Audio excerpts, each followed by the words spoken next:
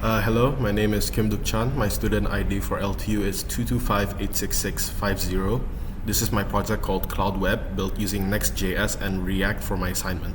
In this short video, I'll walk you through the website's UI and the code I used, the coding for the website. So let's start with the UI walkthrough. Let's start with the user interface. Each part of the website has a header that displays the project name, Cloud Web, and my LTU ID.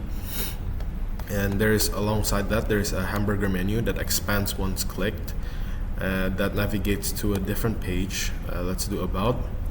Yes, and navigates to a different page, and it closes as soon as you navigate through another page. I also use CSS transform to apply this effect on the hamburger menu. And as for the other pages, it's just empty placeholders for the next assignment. On the right, you can see there's a theme toggle button, which dynamically updates every part of the website to change theme. And as you can see, there's also the footer that is compliant with the requirements set. So we are moving on to the about page, which coincidentally includes my the name and user ID again, my LTU ID, along with a short description about the assignment. And then below here is an embedded video link that supposedly show my video explanation, but since I am still recording this, I cannot embed it right now. But after I finish this recording, I will change the link and show it in the GitHub as one of the commits. As you can see, it's fully functional. Do you remember?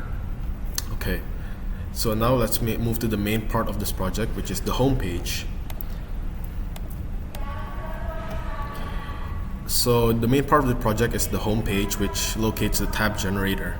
Here, users can add up to 15 tabs, rename any tabs, and delete tabs individually, along with edit the content of each tab in a simple text editor as shown.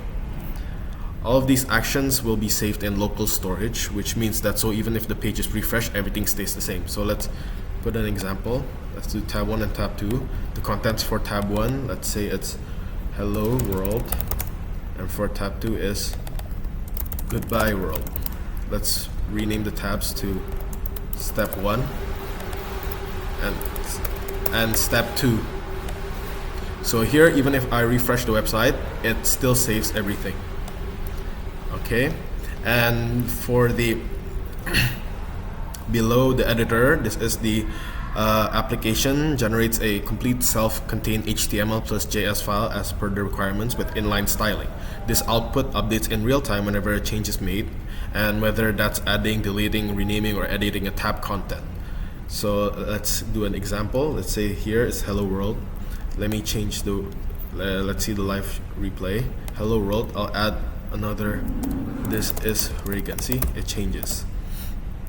So yes, now there's the copy code button, which helps the user copy the entire code of the HTML file onto their clipboard. Once they copy the code, they will have a code ready for HTML, immediately pasting in the HTML. Here I have an online HTML viewer, and after copying the code, it gives a tiny notification, and once you paste it, here you can see the website. So see, hello world, this is Reagan, and step 2. And just for a little reassurance, I'll change this is LTU assignment. Let's save that and copy this code and show it. There you go. So now let's go walk through the coding part of the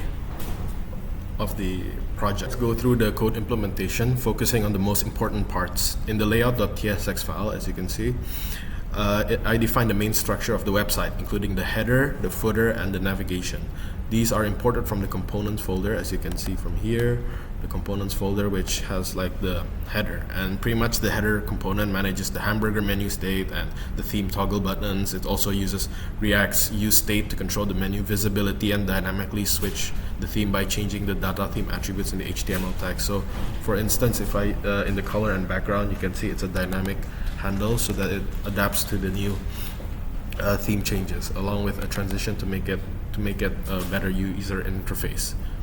Then in the about page.tsx, it's pretty straightforward. It's pretty much just a simple JSX to display information and embed a video link, which I will change to the appropriate video once I'm done recording this. Yes, and now let's look at the page TSX file. This is the core of the project, and this is where the tabs generator lives. At the top, I use the use client to make the components interactive. Then I define a tab type with an ID, title, and content using React's use state, and I store all the tabs in an array and load them in a local storage when the component first renders. This ensures the data is saved between sessions. Then I also have several key functions such as add tabs, delete tabs, and renaming the tabs, along with an update content. Yeah, it's pretty self-explanatory. Then I also use a use effect hook. I use a use effect hook that listens for changes to the tabs array and updates local storage whenever a user makes a change. The generated HTML is built with a generate HTML function. Let me find that for you. Generate HTML. Yes, it's made with the generate HTML function. Then this function loops through the tabs and dynamically builds the tab buttons with on-click handlers, the content sections for each tab, inline CSS for styling, inline JavaScript for switching between tabs, and this HTML is displayed in a text area and updates automatically when using use memo. The navigator.clipboard API is to copy the entire generated HTML into the clipboard and show a feedback pop-up. Because the output is fully self-contained HTML document with inline CSS and JS, you can paste it into a blank file and open it immediately in the browser, and this satisfies the assignment requirement that the output should run independently. And as you can see, this was the example. This wraps up my video. Thank you, and